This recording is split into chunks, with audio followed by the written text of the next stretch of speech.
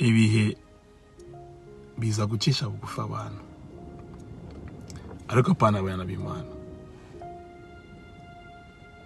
Abamwakiriye yabaye ububasha bwo gucika abana b'Imana. Abana b'Imana ntabwo ibihe biza kubacisha bugufi, ahubwo ibihe biza kugaragaza icyubahiro cy'Imana mu buzima bwabo. Gerageza wiyumvire kuri iri jambo. Gerageza wiyumvire ku buzima Yesu yabayemo mu isi. Ibihe byose yaciyemo ntabwo byigeze bimuhindura, ariko byagiye bigaragaza icyubahiro cy'Imana mu buzima bwiwe. Ibihe byose urimo gucamo, mwana w'Imana, ni iyihe definition urimo kubiha muri iyi minsi? Kuko ubusobanuro urimo kubiha biraza kugusubiza inyuma cyangwa se bikuhe gukomera. Impamvu ducika intege si ikindi, ni ubusobanuro duhereza ibintu turimo turanyuramo. Mu gihe abandi babona urupfu, wowe urimo utegereza kubona ubuzima. Mu gihe abandi babona kurangira kw'isi, wowe utegereza kubona n'umwami wawe. Mu gihe abandi babona yuko ibintu byarangiye, nicyo gihe tugiye gutangira ubuzima bwo kubaho. Biratandukanye. Abana b'Imana ibihe biza kugaragaza icyoro cyane mu buzima bwawe. Umva ukuntu birivuga ngo nahishurwa tuzasa nabo. Bijambo arikunda cyane ngo uko ari mwijuru nuko turi kwa no kwisi, ariko ngo nahishurwa ako kanya tuzadusa nabo. Nivuga ngo hari icyubahiro, hari ubwiza bundi tuzahita twinjiramo. Ubwo kubabazwa kwa kanya gato, kwiga ihwaye kwa kanya gato, ngo ntabwo twakugereranya n'ubwiza tuzambikwa. Ntabwo ushobora kubigereranya. Ngo ababarana nawe ngo bazanezerwa nawe. Ese urimo kubabarana na Kristo muri iyi minsi? Urimo kubabarana, waremeye kubabazwa kubera agakiza? Waremeye kubabazwa ko gukurikira Yesu? Cyangwa se wese mu kunezeza isi no kwisitekereza no kwisigenda?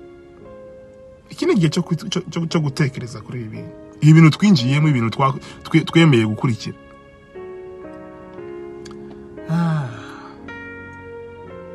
Ibihe biza ku bana b'Imana kugaragaza icyubahiro cy'Imana mu buzima bwabo, apana kubahindura no kubakura umugambi w'Imana. Ariko ku bantu b'isi, babanye navuze, abari muri iyi si batekereza nk'uko isi itekereza, bakora nk'uko isi ikora, abo ngabo iyo ibihe bije bifite intego yo kuza izanye kubacisha bugufi. Icya mbere, icya kabiri ko bahindukira bakagarukira Imana, icya gatatu nabo bakinjira muri cya cyubahiro. Ariko iyo bitagenze gutyo ntibace bugufi, bashobora guhindukira abana b'Imana kandi bashobora no kugaragaza icyubahiro cy'Imana. Ibihe rero byaraje, tubirimo no turabicamo, ariko tugomba gutekereza yuko uko biri kose twe nk'abana b'Imana ntago bije duhindura, ducisha bugufi, turire, tuboroge, twitotombe, twiganyire. Oya, mwana w'Imana wese aho uri, va muri ibyo. Ni ibihe byo kunezerwa, ni ibihe byo kwibuka isezerano, ni ibihe byo kwambara imbaraga, ni ibihe byo gushikama, kuko bitwara bibwiwe imyaka myinshi cyane n'abatubanjirije. N'uyu munsi abariho barimo barabivuga, turabivuga. N'abana b'Imana tugomba guhagarara tukamenya ko ni igihe itorero rigiye kwinjira mu bundi bwiza, ni igihe itorero rigiye kwinjira mu cyubahiro. Ibi ngibi tubizirikane, tubisobanukirwe, tube definition nziza y'iby'Imana irimo gusobanura muri iyi minsi. Icyo ndangirijeho ni iki rero: ibi bihe nibishyiraho itandukaniro hagati y'abakijijwe n'abadakijijwe. Ibi bihe ni ibihe bikugaragariza neza ko inzu yawe ese iri ku rutare cyangwa iri ku musenyi.